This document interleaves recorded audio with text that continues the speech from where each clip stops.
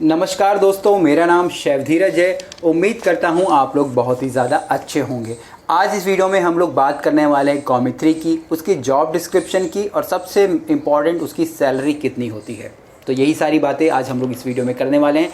और मेरे हिसाब से इस किचन अगर इंडस्ट्री या होटल इंडस्ट्री की सबसे अगर बड़ी पोजीशन बोले तो कॉमी 3 होती है, क्योंकि वो बहुत ही ज़्यादा अमेजिंग होती है। अमेजिंग से मेरा मतलब कि आप कह सकते हैं यहाँ कि वो हम लोग बयां नहीं कर सकते। जब हम लोग पहली बार कॉमी 3 बनते हैं, हम लोग लाइफ में कैरियर में आगे बढ़ते हैं, कॉमी 2 बन जाते हैं, सीडीपी बन जाते हैं, सूस शेफ्स बन जाते हैं, एग्जीक्यूटिव शेफ बन जाते हैं, उससे ऊपर भी चले जाते हैं। पर जो पहली बार हमें कोई एक पोजीशन मिली होती है लाइफ में, और उस पोजीशन को जब हम लोग हासिल कर लेते हैं और उसके बाद जो मंथ के एंड में पहली बार सैलरी आती है, थोड़े ज़्यादा से पैसे आते हैं, क्योंकि इससे पहले जो भी हमने कुछ लाइफ में किया होता है उसमें इतने पैसे नहीं आए होते, हमें बहुत ही ज़्यादा खुशी होती है। अगर मैं अपने पर्सनल एक्सपीरियंस की बात करूँ, जो पहली बार मेरे हाथ में 4,500-5 हज़ार कुछ आए थे उस समय के हिसाब से, तो मैं बहुत ही ज़्यादा अमेज़ हो गया था। मेरी खुशी का कोई ठिकाना नहीं था। मुझे लग रहा था कि भाई इतने पैसों का मैं क्या करूंगा और मैं कहाँ खर्च कर पाऊंगा। अब जब लाखों रुपए मिल रहे हैं तो उतनी खुशी नहीं है, पर उस समय की जो खुशी थी उसे बयां करना बहुत ही ज़्यादा मुश्किल है। जस्ट मैंने अपने कुछ शब्दों के द्वारा आपको वो बताने की कोशिश करी। आज इस वीडियो में हम लोग बात करने वाले हैं कॉमी 3 की, उसके जॉब डिस्क्रिप्शन की, वो क्या काम करता है, और उसकी सैलरीज़ की। मैं आपको यहाँ पे ये टोटली समझाने की कोशिश करूँगा। वीडियो को आखिर तक ज़रूर देखिएगा, क्योंकि आप में से हर किसी को एक ना एक दिन कॉमी 3 तो बनना ही है। जो भी मुझे देख रहे हैं या जो बन चुके हैं, तो आप इसको समझ पाएंगे तो आपको लाइफ में आगे क्या करना है ये भी पता चल पाएगा, और कॉमी 3 का एक्चुअल में जो काम है आप वो खुद ही समझ पाओगे। क्योंकि आधे से ज़्यादा लोग ये भी कन्फ्यूज़ रहते हैं कि मैं जॉब ट्रेनिंग कर रहा हूँ, मैं ट्रेनिंग कर रहा हूँ, तो मुझे कॉमी 3 में क्या काम करना होगा, कैसे काम करना होगा। तो यही सारी बातें हैं इस वीडियो में। तो सबसे पहले कॉमी 3 की बात करें, मैंने बोल दिया अमेजिंग है, बहुत ही ज़्यादा अमेजिंग है, क्योंकि हम इसकी तुलना किसी दूसरे पोजीशन से नहीं कर सकते हैं। अब मैं ऐसा इसलिए भी कह रहा हूँ क्योंकि ये सबसे नीचे वाली पोजीशन है।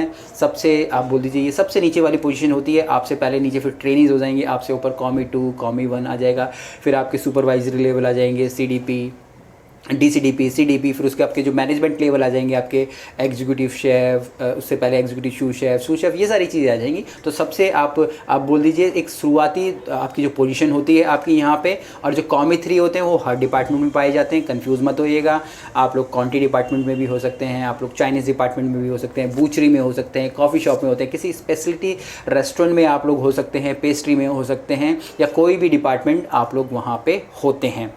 अब यहाँ पे कॉमी 3 को जैसे मैंने आपको बता दिया कि वो सबसे नीचे वाली पोजीशन है, तो यहाँ पे भी जो कॉमी लोग होते हैं उनका काम क्या होता है। अब बात आती है यहाँ पे हर डिपार्टमेंट में आप हो, आप ये समझ चुके हैं। अब यहाँ आपका काम आपको अच्छे से समझ आए, मैंने 4 चीज़ों पे एक मैं आपको बता रहा हूँ। उन 4 चीज़ों के अंदर जो भी सारी चीज़ें आती हैं आपको वो सारा काम करना पड़ता है।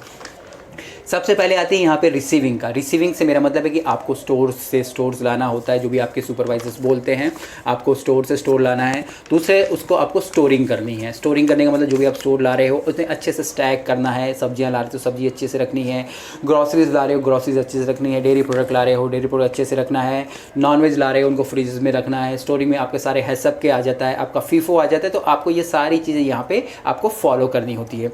उसके बाद जो तीसरा यहाँ पे मैं ले रहा हूँ वो है हमारा आपका प्रिपरेशन में आपका जो भी मीज़ा प्लस होता है, प्याज छिलना है, प्याज काटना है, आपको कुछ छोटी छोटी बॉयलिंग्स करनी है, किसी चीज़ की पोचिंग करनी है, मैरिनेशंस बनाने हैं, आटा गूंदना है, पेस्ट्री में है तो आपको क्रीम फेंटनी है, अगर आप इंडियन में है तो प्याज भुनने हैं, कॉन्टी में है तो रू बनानी है। तो ये सारे छोटे छोटे जितने भी जो मीज़ा प्लस के काम होते हैं वो सारे करते हैं आप लोग यहाँ पे। साथ साथ जब ये चीज़ें प्रिपेयर हो जाती है तो उनको अच्छे से स्टोर भी करते हैं। तो यहाँ पे आपकी जो सबसे पहले जो था हमारा रिसीविंग हो गया, फिर आपका जो स्टोरिंग हो गया और प्रिपरेशन हो गया, आपका ये आता है।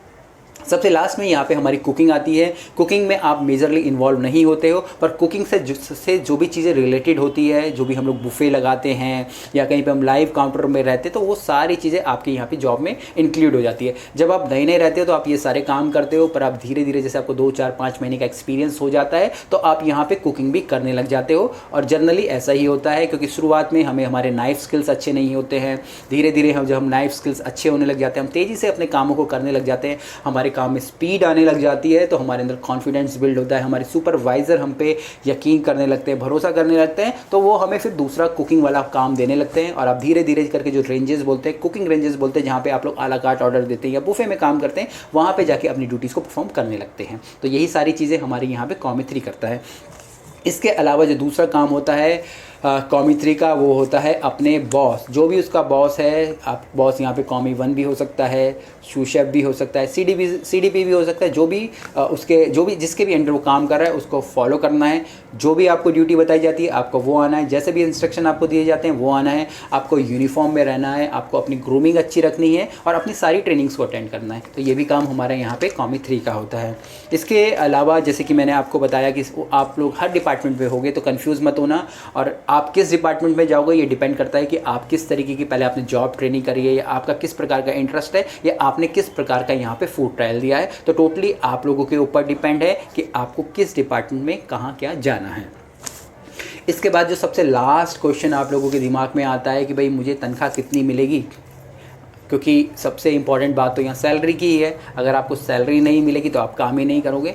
तो यहाँ जो सैलरी वाली बात आती है वो सबसे पहले डिपेंड करती है कंपनी टू कंपनी। कोई कंपनी अपने एक कॉमी 3 को 12,000 भी देती है, कोई कंपनी अपने एक कॉमी 3 को 10,000 भी देती है। तो ये कंपनी टू कंपनी डिपेंड करता है। दूसरा ये भी डिपेंड करता है कि आप कितने नए हो, या आपके एक्सपीरियंस के ऊपर भी बेस है। क्या आप कहीं पहले से कॉमी 3 और फिर से आप कॉमी 3 के लिए जो अप्लाई कर रहे हो क्योंकि बाकी नहीं है पोजीशन कहीं पे अवेलेबल, तो हो सकता है कि आपको कुछ दूसरी सैलरी, मतलब कि आपको जो सैलरी थोड़ी सी ज़्यादा मिल जाए।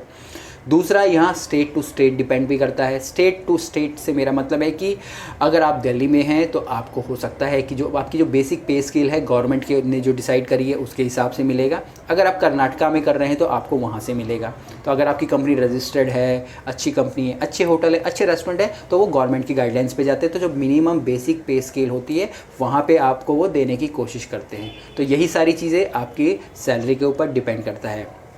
इसके बाद ये भी डिपेंड करता है कि आपने अपने फूड ट्रायल्स कैसे दिए। अगर आप अच्छे से फूड ट्रायल देते हैं, आपको अपनी चीज़ों का ज्ञान है, तो आप उनको जो बेसिक सैलरी है उससे ज़्यादा भी तनख्वाह मांग सकते हैं। जी हाँ, ऐसा होता है। हम लोग अपने जो भी हमें अच्छा लगता है उसके फूड ट्रायल्स अच्छे लगते हैं और हमें लगता है कि ये बंदा डिज़र्व करता है, ये कॉमी 3 क्या कुछ समय बाद कॉमी 1 भी बन जाएगा फटाफट, तो इसको थोड़ी ज़्यादा सैलरी दे दो क्योंकि इसका परफॉर्मेंस अच्छा है। क्योंकि आजकल सब कुछ परफॉर्मेंस बेस्ड होता है। अगर आप अच्छा परफॉर्म करते हो तो आपकी सैलरीज़ क्या, आपकी ग्रोथ भी बहुत ज़्यादा जल्दी अच्छी होती है। तो यही सारी चीज़ें डिपेंड करती है आपकी सैलरी के लिए। तो मैंने आज आपको बता दिया कॉमी 3 क्या होता है। बहुत ही अमेजिंग पोजीशन है, ये मैं आपको बोल सकता हूँ।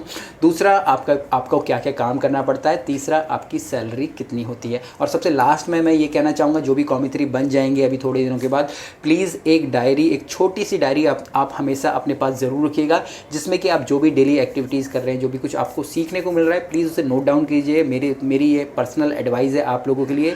अगर आप ऐसा करेंगे तो आप देखेंगे कि वो चीज़ें आपको लाइफ में ज़रूर काम आएगी। क्यों काम आती है, कैसे काम आती है, मैं आपको आगे वाली वीडियोस में ज़रूर बताऊंगा।